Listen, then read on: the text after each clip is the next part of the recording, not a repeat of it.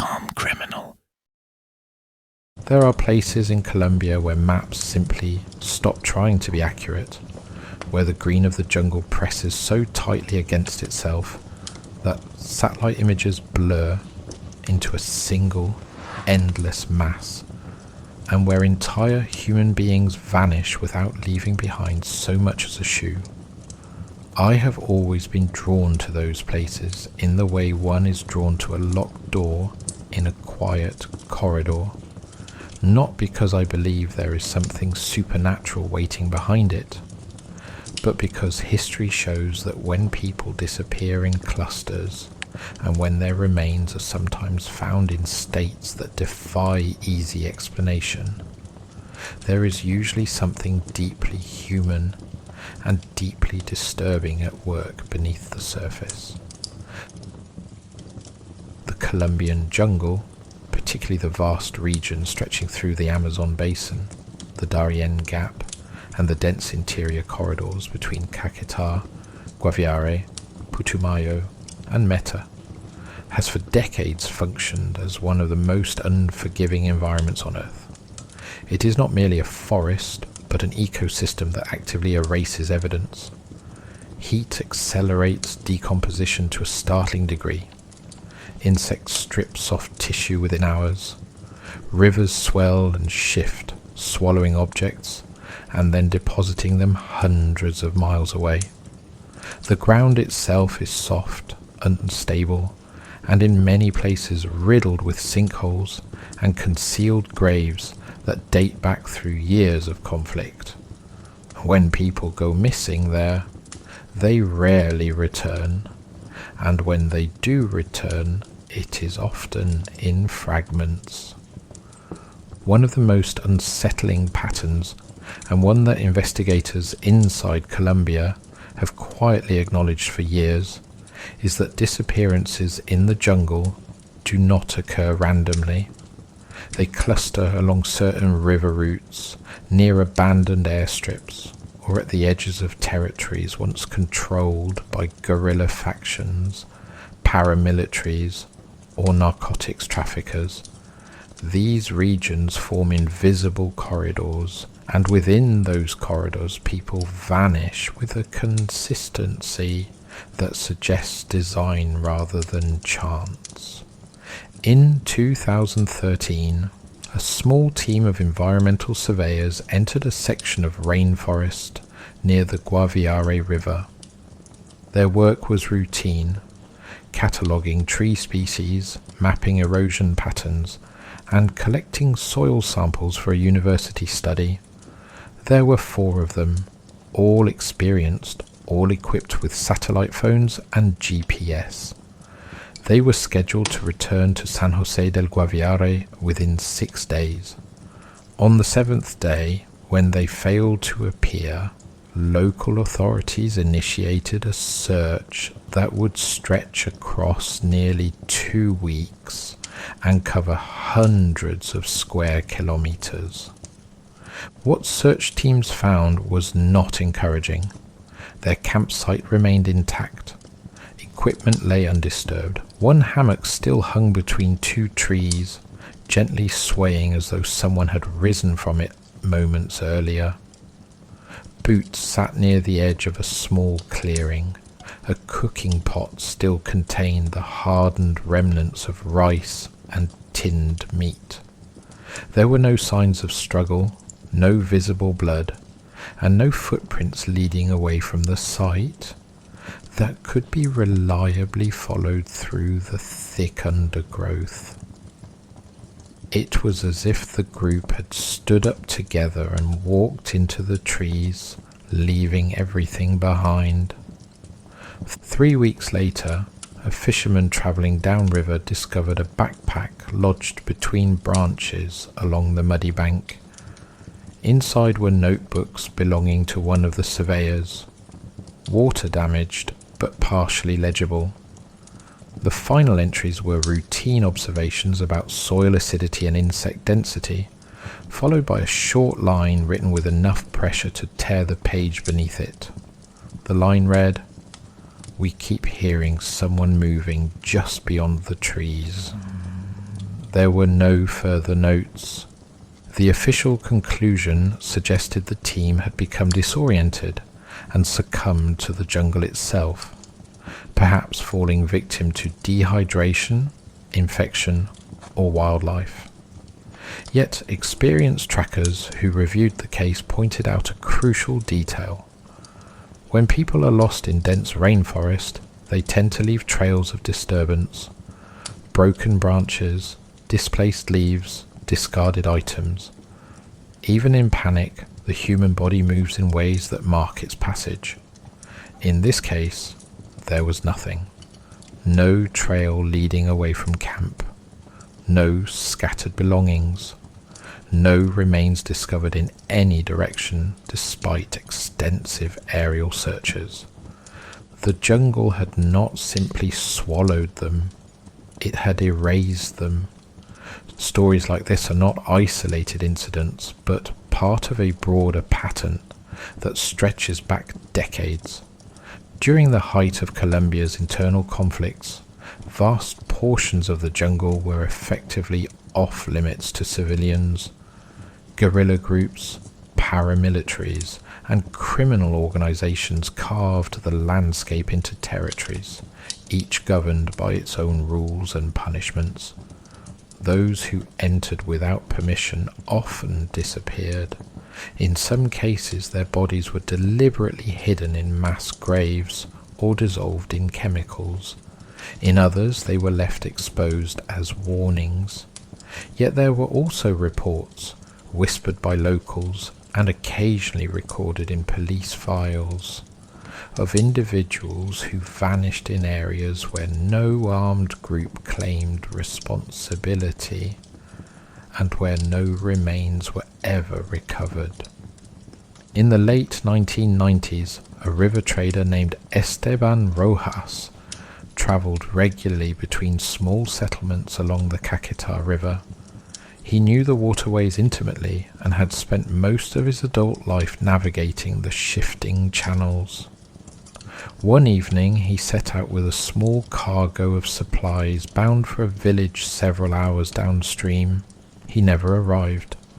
When his boat was eventually located days later, it drifted near a bend in the river, engine silent, cargo untouched. The fuel tank remained half full. His personal belongings were still on board, including his boots placed neatly near the stern, as though he had removed them voluntarily. What unsettled investigators was the condition of the boat itself. There were no signs of collision or mechanical failure, no evidence of struggle. Yet the interior bore faint smears of what forensic teams later confirmed to be human blood. Not large pools or obvious splatter, but thin streaks along the wooden floor, and one handprint near the edge of the vessel. The amount suggested injury, but not catastrophic trauma. Enough to indicate violence, not enough to explain a disappearance without further trace. Search teams combed the riverbanks for weeks. Nothing surfaced, no body, no clothing, no further blood. The river in that region moves slowly and tends to deposit debris along predictable curves.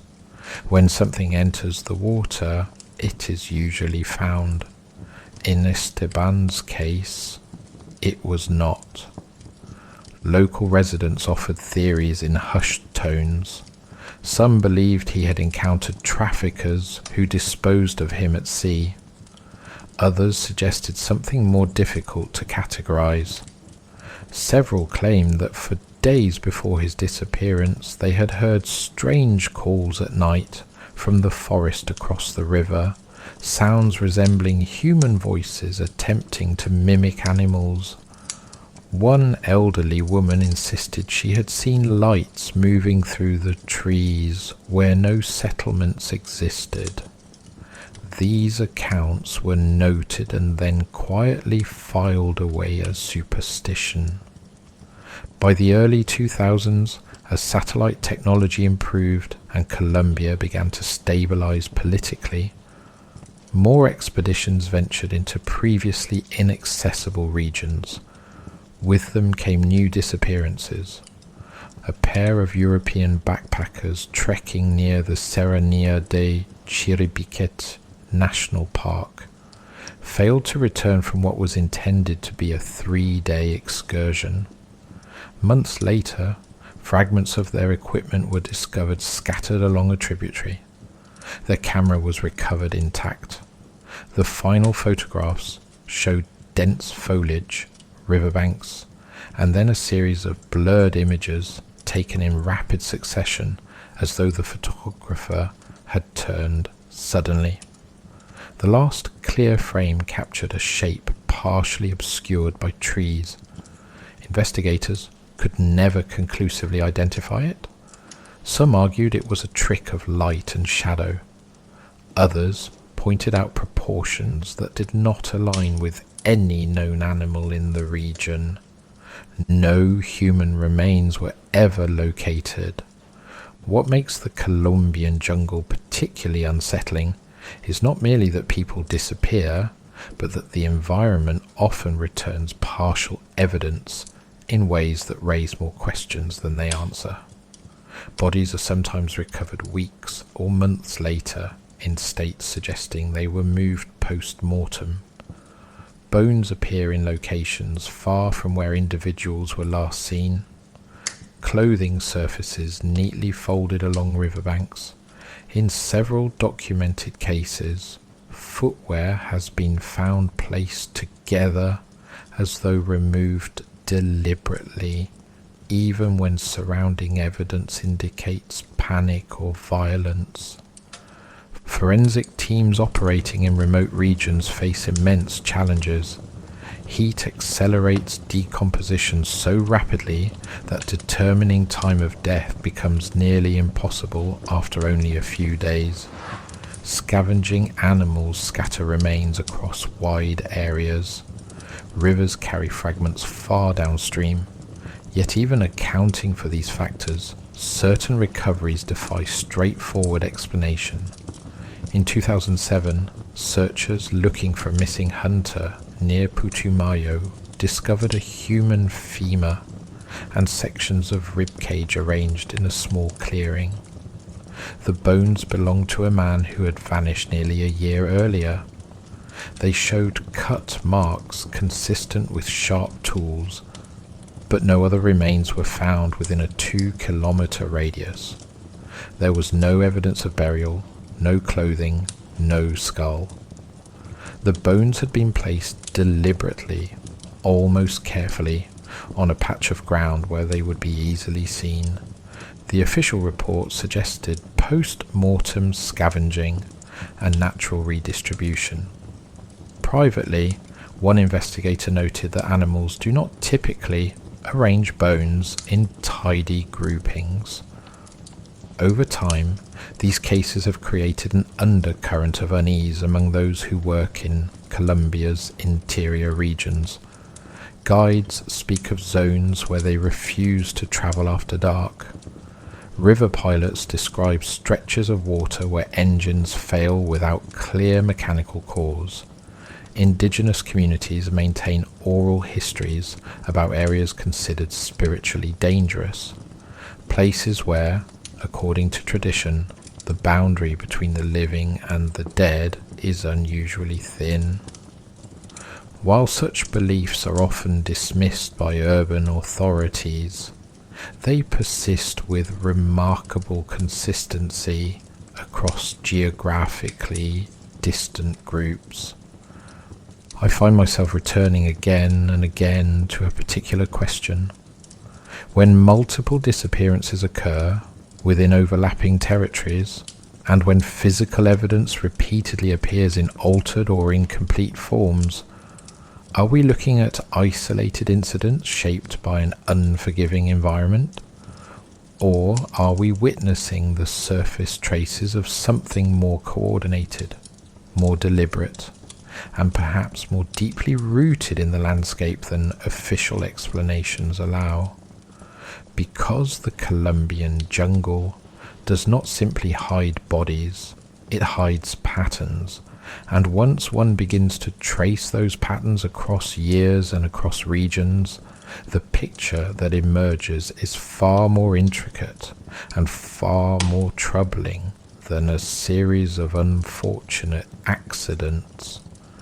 In the next part of this investigation, the focus shifts deeper into the river systems and abandoned corridors where the majority of vanishings occur, and where, on several occasions, search teams have stumbled upon discoveries so unsettling that even seasoned investigators have struggled to categorize them within the boundaries of conventional crime. What becomes clear when examining disappearance reports across Colombia's southern and eastern jungle corridors is that many of them occur along water rather than deep interior forest. Rivers function as highways through terrain that would otherwise be nearly impassable, and anyone moving supplies, conducting research, or travelling between settlements eventually relies on them. The same waterways that sustain life in the jungle also serve as silent transport routes for those who wish to move unseen, and for decades they have carried more than cargo.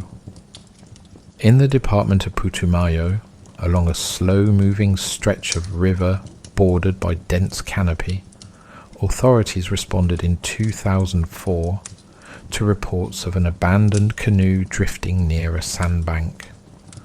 Inside were 2 backpacks, several sealed containers of food, and a machete placed across the wooden seat. The canoe showed faint scoring along one side, as though it had brushed repeatedly against submerged debris.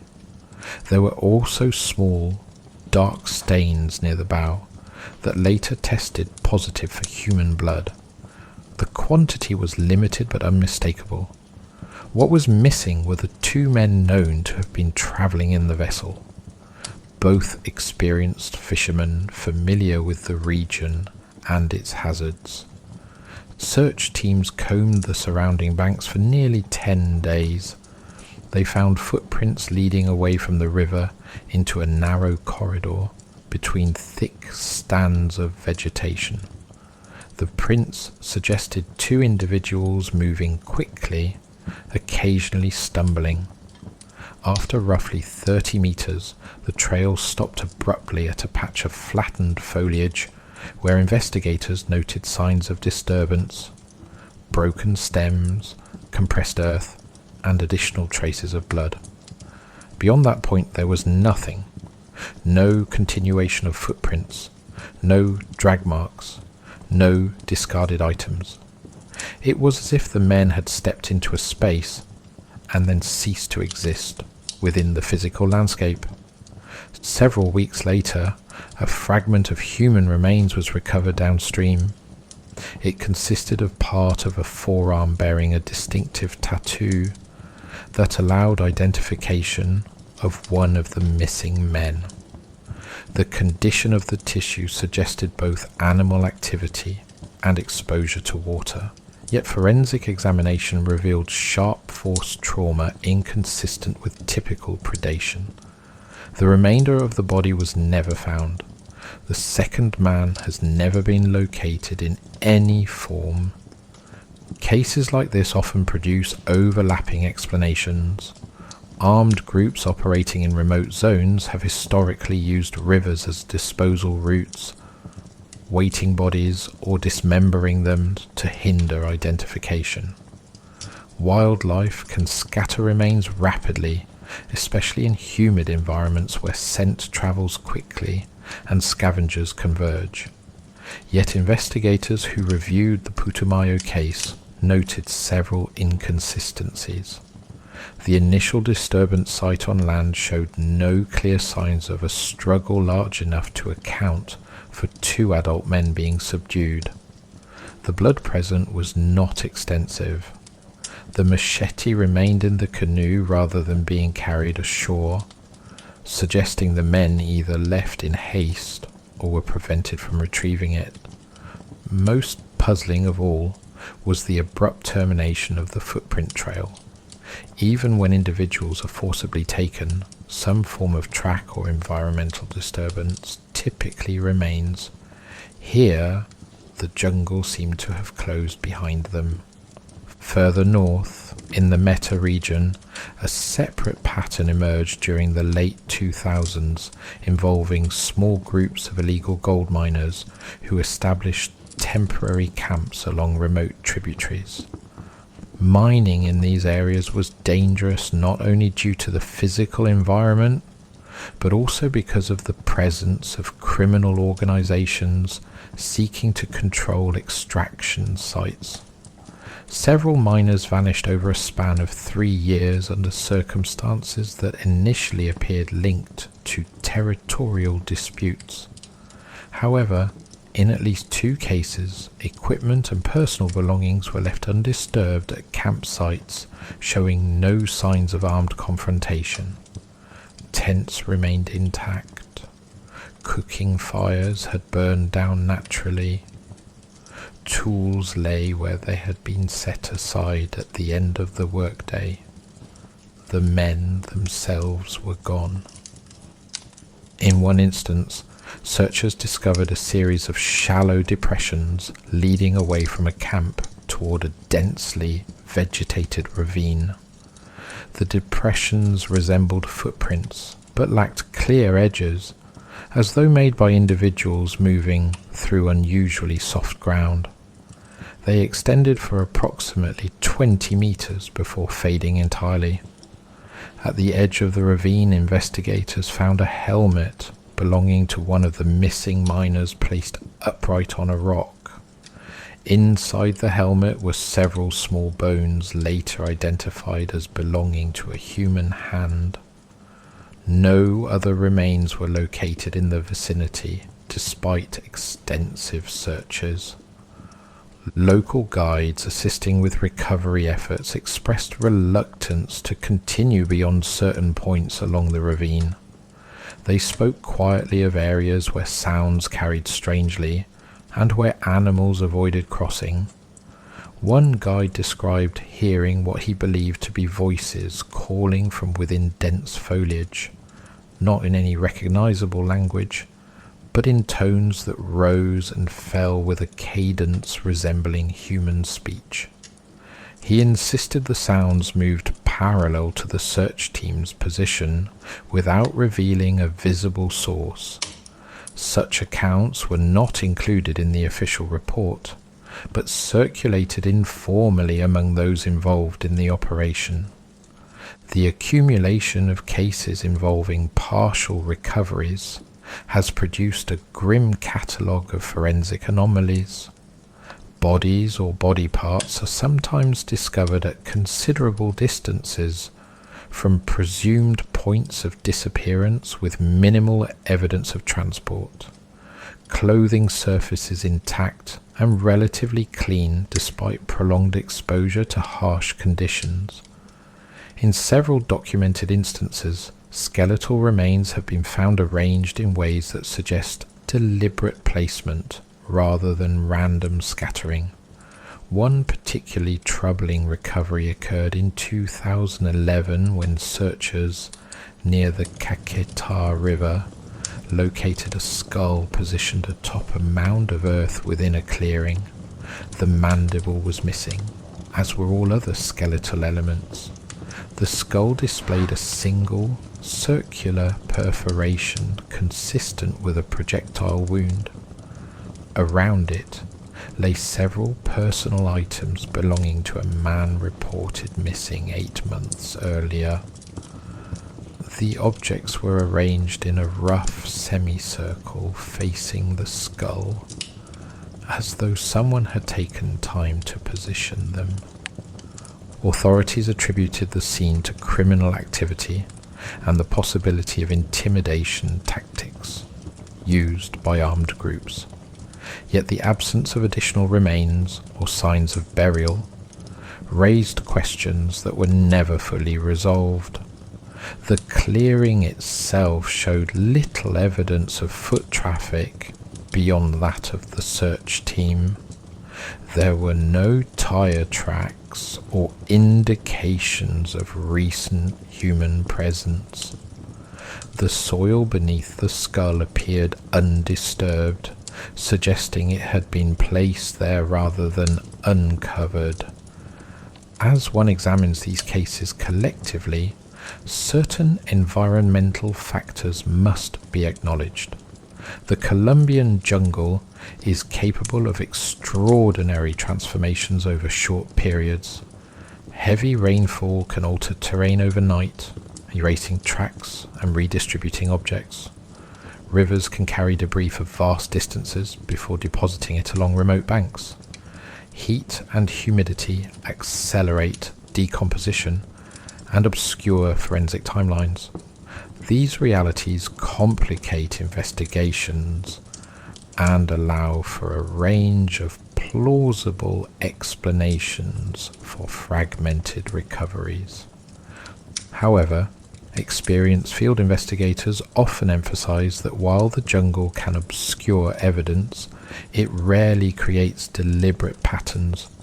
Items found neatly arranged, remains discovered in isolated groupings, and trails that terminate without logical continuation suggest intervention by human actors or processes not easily explained by natural forces alone. Whether those processes involve criminal networks operating with precision or phenomena less easily categorized remains a matter of debate among those who have spent years studying disappearances in the region.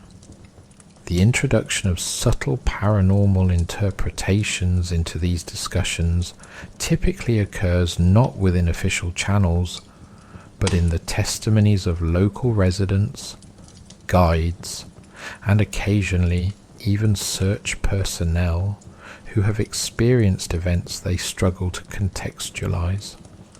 Reports of hearing movement in dense vegetation that never reveals a visible source are common.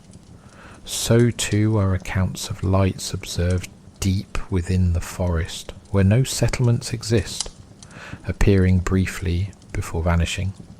Some describe sensations of being watched from multiple directions simultaneously, accompanied by sudden and inexplicable silence among insects and birds. While such experiences can be attributed to psychological stress, environmental acoustics, or the heightened awareness that accompanies work in dangerous territory, their recurrence across independent witnesses is noteworthy. Indigenous traditions from various regions of Colombia include references to entities associated with specific sections of forest or river, often characterized as guardians or predators that exist alongside human communities. These beliefs predate modern disappearances by centuries and persist despite ongoing urbanization and technological advancement. It would be simplistic to attribute contemporary vanishings to folklore. The far more likely explanation in many cases involves violence tied to narcotics trafficking, illegal mining, or territorial disputes. Yet there are instances where physical evidence fails to align neatly with known criminal methods, and where the behavior of recovered remains or personal effects introduces elements that resist straightforward interpretation. When investigators encounter scenes that appear staged yet lack clear perpetrators, or when multiple individuals disappear in proximity without signs of confrontation, the resulting ambiguity allows room for speculation that extends beyond conventional frameworks. One recurring feature across several disappearance sites is the presence of abandoned structures or former encampments located near dense vegetation corridors.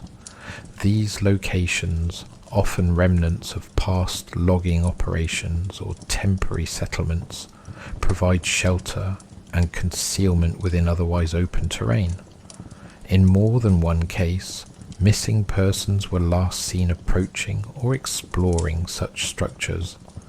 Subsequent searches revealed interiors left undisturbed, sometimes containing recent signs of human occupation, such as extinguished fires or makeshift bedding. Yet no occupants were ever found. In certain instances, searchers reported detecting faint odours associated with decomposition within these spaces, despite the absence of visible remains. Such odours would dissipate quickly in open environments, suggesting either recent presence or something concealed beyond immediate detection. The psychological impact on search teams operating under these conditions should not be underestimated. Extended periods in dense rainforest, combined with exposure to ambiguous or unsettling evidence, can heighten sensitivity to environmental stimuli and foster a sense of unease that lingers long after operations conclude. Several former investigators have described recurring dreams involving the locations where they conducted searches, often featuring indistinct figures moving between trees or voices calling from unseen positions. While such experiences may be attributed to stress or trauma, they contribute to a broader perception that certain areas of the jungle retain an atmosphere of unresolved absence.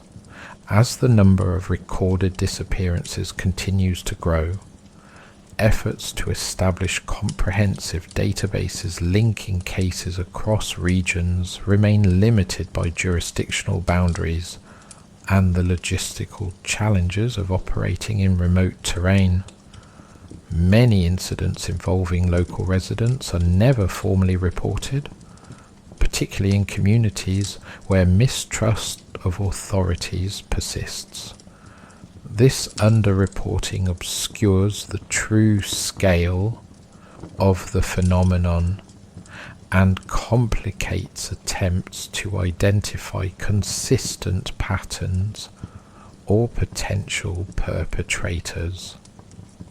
What remains undeniable is that within the vast and intricate landscape of Colombia's jungles, there exist corridors where individuals have vanished under circumstances that defy simple categorization. Some of these disappearances can be traced to human violence, others to environmental hazards. Yet interwoven among them are cases marked by elements that resist tidy explanation, trails that end without continuation, belongings arranged with quiet deliberation, and recoveries that suggest movement or intervention long after death. These details linger at the edges of official narratives, rarely acknowledged in public reports, but discussed in private among those who have witnessed them firsthand. The deeper one looks into these cases, the more apparent it becomes that the jungle does not merely conceal what occurs within it. It reshapes the evidence, alters timelines, and in certain instances seems almost to curate what is eventually revealed. Whether this effect is purely environmental or the result of deliberate human action operating beyond the reach of conventional oversight remains an open question. What is certain is that for those who venture into these regions, the boundary between known and unknown can narrow with unsettling speed, and the margin for error or misfortune is far thinner than most are prepared to accept. By the time most disappearance reports reach national authorities in Colombia, whatever has occurred in the jungle is already days or weeks old. Distance alone ensures delay.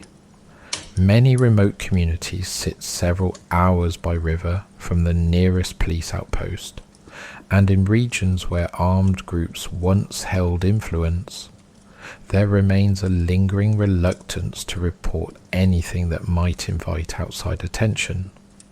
As a result, the earliest and often most valuable window for recovery or investigation closes long before formal search efforts begin. What remains are fragments of testimony, scattered objects, and landscapes that appear unchanged despite the absence of those who moved through them only recently. One of the most quietly discussed corridors of disappearances lies along sections of the Valpes and Guinea regions, where dense rainforest stretches toward the borders with Brazil and Venezuela. These territories are sparsely populated and threaded with narrow river systems used by fishermen, traders, and occasionally researchers studying biodiversity. Over a period of roughly 12 years, beginning in the early 2000s, at least 14 individuals travelling alone or in pairs were reported missing within a broad but overlapping zone spanning several hundred kilometres. Some were locals familiar with the terrain. Others were outsiders conducting short-term expeditions. In only 3 cases were remains ever recovered, and those recoveries raised more questions than they answered. In 2008, a young biologist from Bogotá named Hernando Ruiz embarked on a solo survey of amphibian populations near a tributary of the Apaporis River. He maintained regular radio contact with a colleague stationed at a research outpost several kilometers away. On the 4th evening of his survey, he reported hearing movement in the forest beyond his tent that he initially attributed to wildlife. The region hosts a range of nocturnal animals whose calls and movements can easily be mistaken for one another. Yet during his final transmission, he described something that unsettled him enough to break his normally measured tone. He stated that the sounds seemed to circle his camp at a consistent distance, never approaching closely enough to identify, yet never retreating entirely. He attempted to locate the source using a handheld torch, but reported seeing only dense vegetation and intermittent reflections that he believed to be eye shine. The transmission ended abruptly mid-sentence. When Hernando failed to check in the following morning, a small search party was assembled from nearby communities. They reached his campsite later that afternoon. The tent remained standing. Equipment lay in orderly arrangement. His notebook sat open beside a lantern that had burned out naturally. The final written entry described environmental conditions, and then, in a noticeably altered script, a brief line stating that he could hear footsteps matching his own when he moved. The ground around the tent displayed numerous impressions consistent with recent rainfall and normal animal activity, yet no clear human footprints beyond Hernando's own. His boots were found just inside the tent entrance, as though he had removed them before stepping outside. There were no signs of a struggle, no blood, and no indication of the direction in which he might have gone. Approximately 3 months later, fishermen operating nearly 80 kilometers downstream discovered a waterproof field case wedged among exposed roots along the riverbank. Inside were sample vials labelled in Hernando's handwriting and a compact digital recorder. The device, once dried and powered, revealed several hours of ambient jungle noise punctuated by occasional spoken observations. Near the end of the recording, a sequence of sounds emerges that investigators struggled to interpret. There is the faint rustle of vegetation, followed by what appears to be a second set of footsteps moving out of sync with the first. Hernando's voice can be heard asking if someone is present. There is no reply. The footsteps continue for several seconds and then cease simultaneously with his own.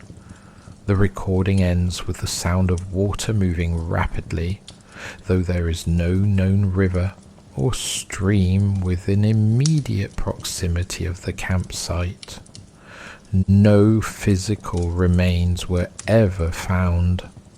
Around the same period, a pair of traders navigating between remote settlements along the Guinea River vanished under circumstances that prompted a limited military search due to the possibility of criminal involvement. Their vessel was later located grounded against a narrow bank, with its engine still functional. Inside were crates of supplies and personal items indicating they had not planned to abandon the boat voluntarily. Investigators noted a series of shallow impressions in the mud leading from the vessel toward a dense wall of vegetation. The impressions resembled footprints, but appeared unusually uniform in depth and spacing, as though made by individuals moving with mechanical precision rather than natural gait. After approximately 10 meters, the impression stopped abruptly at the base of a large tree whose roots formed a natural barrier. Beyond that point, the ground was undisturbed. The search expanded over several days without success. A week later, one of the traders' hats was found floating along a slow-moving stretch of river nearly 30 kilometers away. It showed no signs of damage or prolonged exposure. The interior band contained traces of perspiration consistent with recent use. No other belongings surfaced. Cases such as these generate a particular kind of unease among those tasked with investigating them. While violent crime in remote regions is not uncommon, it typically leaves discernible evidence. Spent cartridges, disturbed ground, abandoned tools, or eyewitness accounts from nearby communities. In these instances, the absence of such indicators complicates efforts to construct coherent timelines.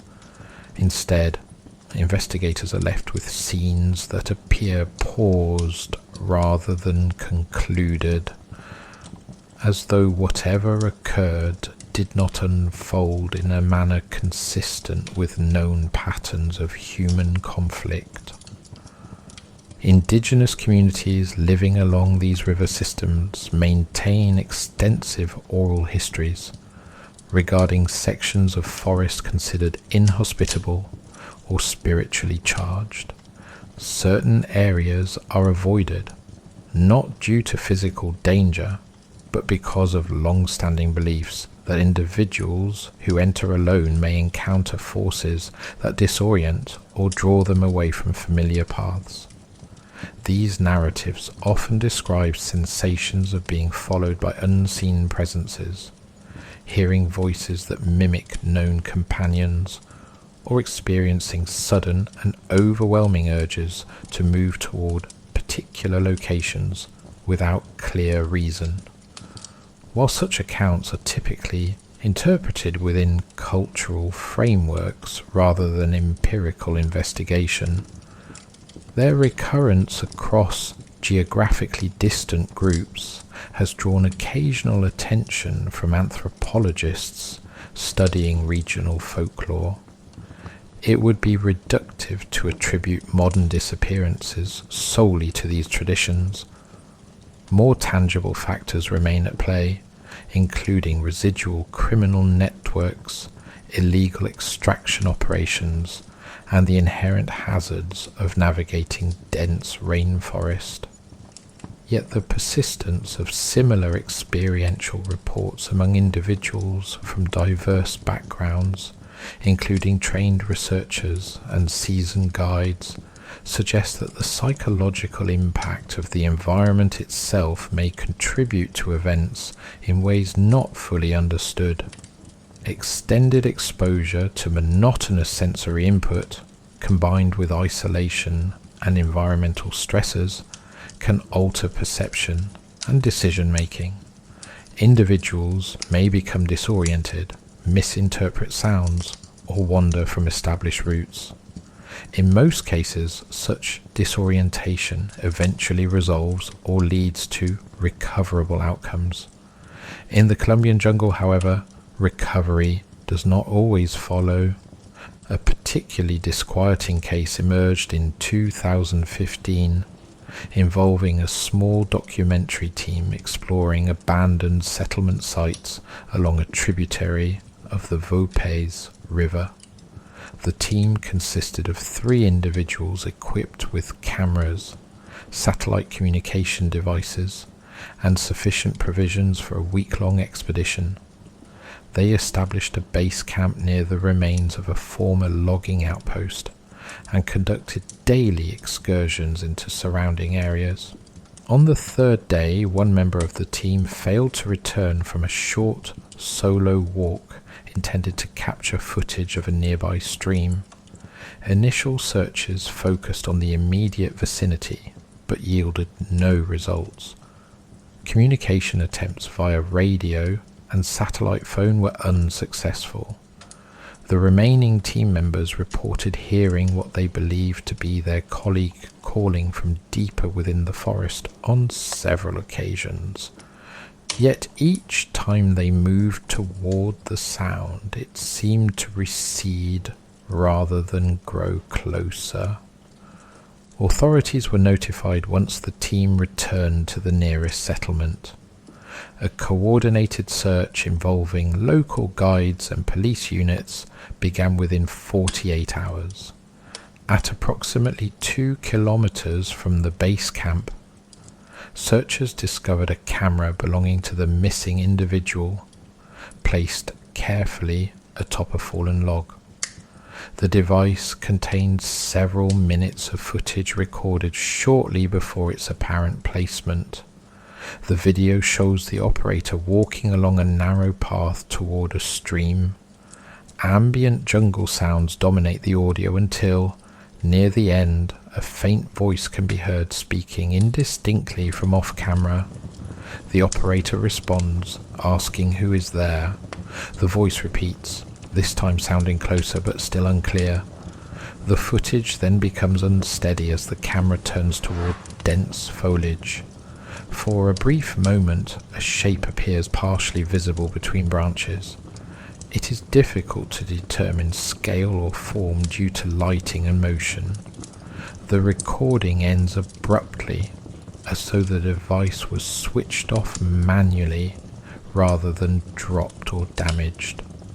Despite an extended search covering a wide radius, no further trace of the missing team member was ever found. The remaining 2 individuals reported persistent feelings of being observed during their time in the area, particularly at night, when sounds from the surrounding forest seemed to cluster near the perimeter of their camp. These observations were documented in personal accounts, but did not form part of the official investigation. When viewed collectively, these incidents illustrate a convergence of factors that complicate straightforward interpretation. The Colombian jungle is an environment where criminal activity, natural hazards, and psychological stress intersect. It is also a landscape layered with histories of conflict and displacement that have left physical and emotional residues difficult to quantify. Within this context, disappearances may result from a range of causes operating simultaneously or sequentially. An individual may become disoriented, encounter hostile actors, and ultimately be absorbed into terrain that erases most physical evidence. Alternatively, Events may unfold in ways that leave only partial traces, inviting speculation that extends beyond conventional frameworks. What remains consistent across many accounts is a sense that certain locations exert an influence disproportionate to their apparent physical characteristics. Areas associated with repeated vanishings often share environmental features such as dense canopy cover, proximity to water, and limited visibility beyond a few meters. They are places where sound travels unpredictably, and where orientation can shift rapidly without clear reference points. Individuals entering these zones frequently report heightened awareness of their surroundings, coupled with difficulty determining the direction of movement. In such conditions, even minor misjudgments can lead to profound consequences. As investigations continue into cases spanning decades and regions, the challenge lies not only in recovering physical evidence, but also in assembling narratives that accommodate both tangible and intangible elements. Each disappearance leaves behind a constellation of objects, testimonies, and environmental markers that must be interpreted within broader patterns. Some of those patterns point toward human violence or exploitation. Others remain ambiguous, shaped as much by absence as by presence. The jungle does not offer easy answers. It offers fragments, and sometimes it offers nothing at all. The longer one spends examining disappearances in the Colombian interior, the less satisfying the official explanations begin to feel. Not because they are always wrong, but because they are almost always incomplete. A report will state that an individual likely drowned, succumbed to exposure, or encountered criminal actors operating in the region. These conclusions are often reasonable, sometimes even probable, yet they rarely account for the quieter details that linger in the margins of case files and in the memories of those who were present when the search ended and the jungle resumed its ordinary rhythm. I have found myself drawn not simply to the moments when people vanish, but to the conditions that surround those moments, the hours before, the small irregularities, the sense, described repeatedly by those who survived similar journeys, that certain stretches of forest feel occupied even when they appear empty. It is an unsettling thing to read through years of statements and notice how often the same phrases appear from individuals who have never met one another and who travelled through entirely different regions. They speak of hearing movement that matches their own pace, of catching glimpses of shapes between trees that resolve into nothing when approached, of voices that seem to carry from impossible distances, sometimes calling in familiar tones, sometimes speaking in ways that defy identification altogether. There is a temptation to dismiss such accounts as the predictable byproduct of isolation and fatigue. Dense rainforest can distort sound in remarkable ways. Temperature gradients and layered vegetation create acoustic channels through which noises travel farther than expected, arriving from directions that bear little relation to their source. Visual perception is similarly unreliable in environments where light filters unevenly through thick canopy. Under these conditions, even experienced travellers may misinterpret what they hear and see.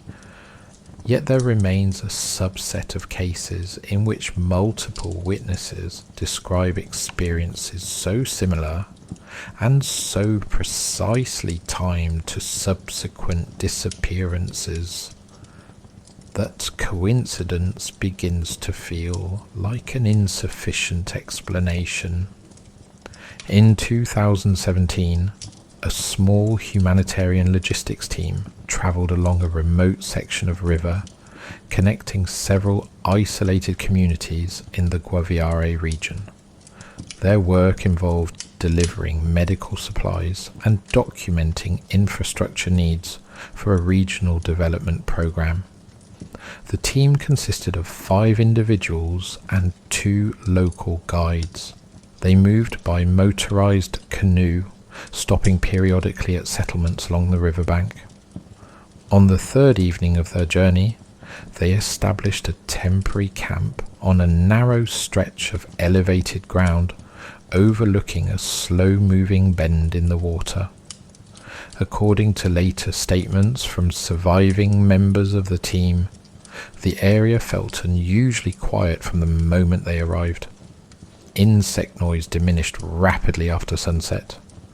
Birds that had been visible in surrounding trees dispersed without obvious cause. Even the river seemed to move with a subdued, almost muffled sound. Shortly after nightfall, one member of the team, a man in his early 30s responsible for equipment management, reported hearing what he believed to be another group moving through the forest parallel to their camp. He described soft footfalls, spaced evenly, accompanied by the occasional snap of small branches. Assuming they might be travellers or local residents, he called out in Spanish. There was no response. The sounds continued for several minutes and then ceased entirely. Later that night, 2 other team members independently reported hearing similar movement, each time at roughly the same distance from camp, and each time without visual confirmation of its source. At approximately 2 in the morning, the equipment manager rose from his hammock and stepped away from the main cluster of tents. One of the guides, who was awake at the time, asked where he was going. He reportedly replied that he thought he saw someone near the tree line and wanted to make sure they were not being watched. The guide advised against leaving the immediate camp area in darkness, but the man insisted he would only walk a short distance. He took a handheld torch and moved toward the edge of the clearing. That was the last time anyone saw him. When he failed to return within several minutes, the guide and another team member followed with additional lights. They found the torch lying on the ground, approximately 15 meters from the camp's perimeter. It remained switched on, its beam angled toward dense vegetation. There were impressions in the soft earth indicating recent movement, but beyond a small disturbed patch the ground showed no clear tracks leading away. They called his name repeatedly. The only response was the distant echo of their own voices carrying across the river. A coordinated search began at first light. Local authorities were notified via satellite communication, and additional personnel arrived within 2 days. The search expanded outward along the riverbank and into surrounding forest.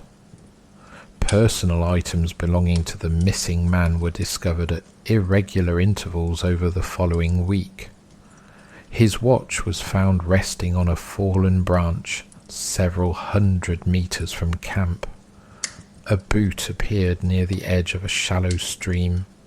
Each item showed minimal signs of environmental damage and appeared to have been placed rather than dropped. No blood or other evidence of injury was located in the vicinity. After nearly 3 weeks, the search was suspended. What remained most striking to those involved was not the disappearance itself, but the sequence of auditory experiences reported beforehand. All 4 remaining team members described hearing movement in the forest that seemed to track the perimeter of their camp without approaching closely enough to identify. Each described a sensation that whatever was producing the sound remained just beyond the reach of their lights. These details were recorded in personal journals and debriefings, but received little attention in official summaries, which focused instead on the likelihood of disorientation or possible criminal involvement. Patterns like this recur across numerous cases. Individuals vanish shortly after reporting auditory or visual anomalies at the edge of perception.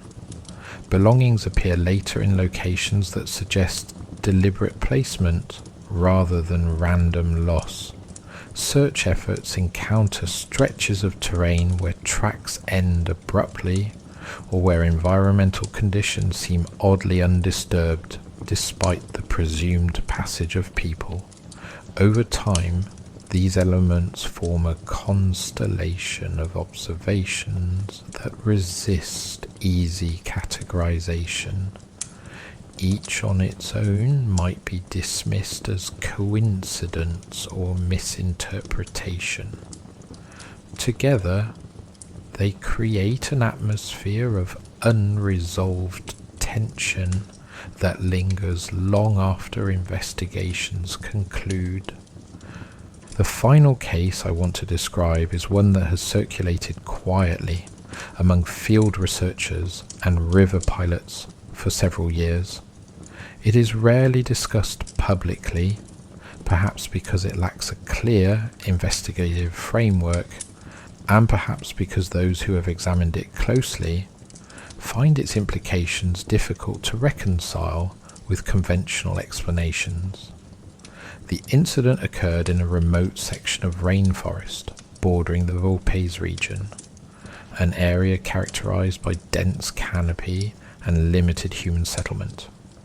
In late 2019, a geological survey team established a temporary research site near a series of low limestone outcrops rising from otherwise flat terrain.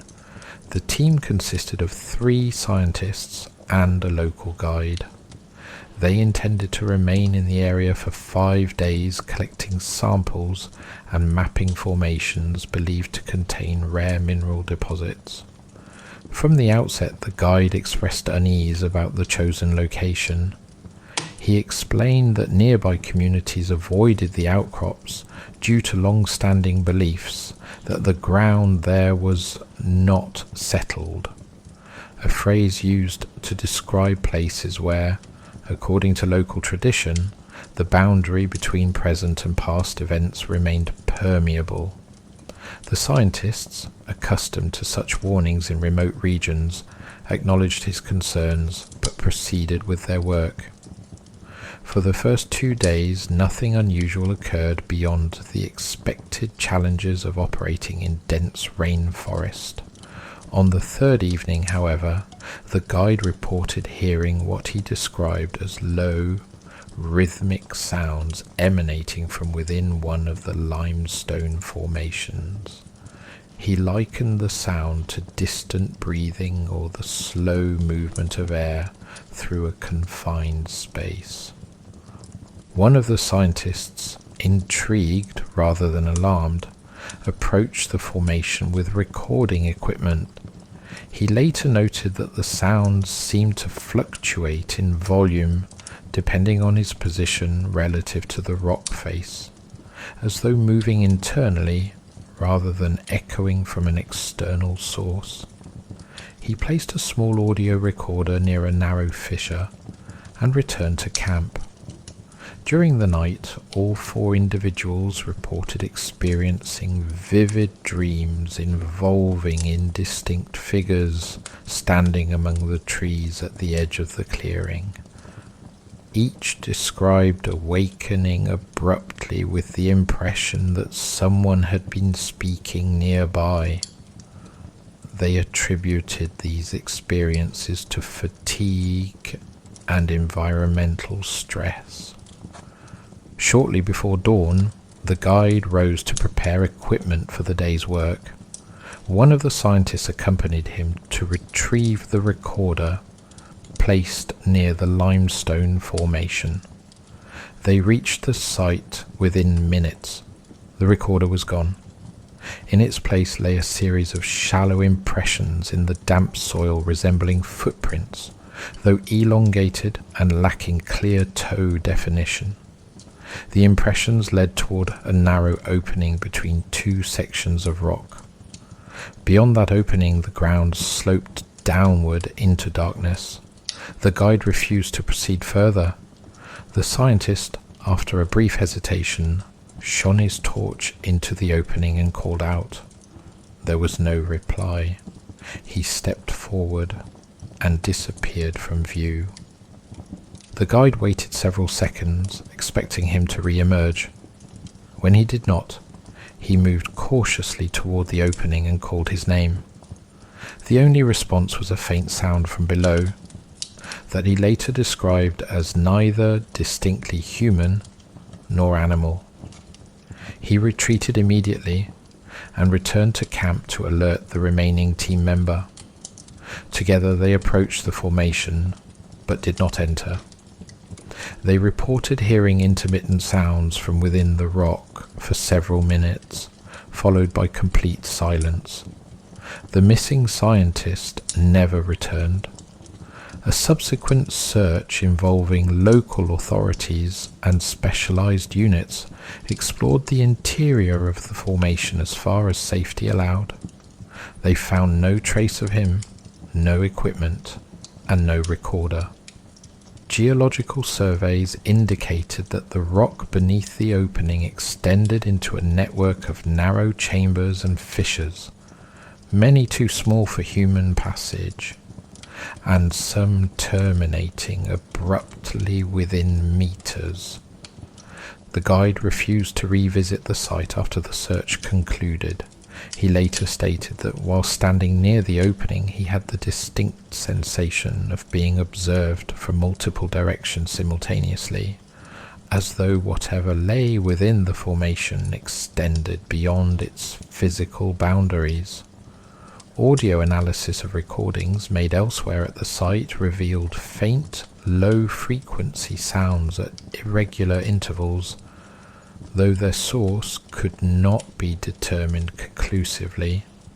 The case was ultimately classified as an accidental disappearance in hazardous terrain. What remains unsettling is not merely that a man vanished within seconds in a location surrounded by witnesses, but that the physical environment offered no clear mechanism for his disappearance. The opening in the rock led to confined spaces incapable of concealing a human body without evidence of collapse or obstruction. No such evidence was found. The impressions in the soil leading towards the opening did not match standard human footprints and showed no clear point of origin. The recorder placed near the formation was never recovered. When I consider this case alongside the many others scattered across Colombia's vast interior, I am left with the persistent impression that the jungle functions not only as a physical environment, but as a kind of threshold. It is a place where human presence becomes temporary and fragile, where evidence dissolves quickly, and where the line between explanation and uncertainty can narrow to almost nothing. Most disappearances there likely have grounded causes rooted in violence, accident, or misadventure. Yet interwoven among them are events that resist complete resolution, leaving behind traces that feel less like conclusions and more like fragments of something ongoing. There are stretches of forest where locals will not travel after certain hours, not because of visible danger, but because of accumulated stories that have never quite settled into the past. Rivers along which boats move swiftly during daylight yet fall silent after dusk. Clearings where objects appear and disappear without clear pattern. Limestone formations that breathe softly in the dark. These details persist at the edges of documented reality, neither fully accepted nor entirely dismissed. The Colombian jungle keeps its own record of those who enter and fail to return. It does not present that record in orderly form. It releases fragments when it chooses and withholds the rest. And somewhere within that vast green expanse, beyond the reach of routine investigation, the unanswered questions continue to accumulate quietly, waiting for anyone patient enough or curious enough to notice the patterns they form.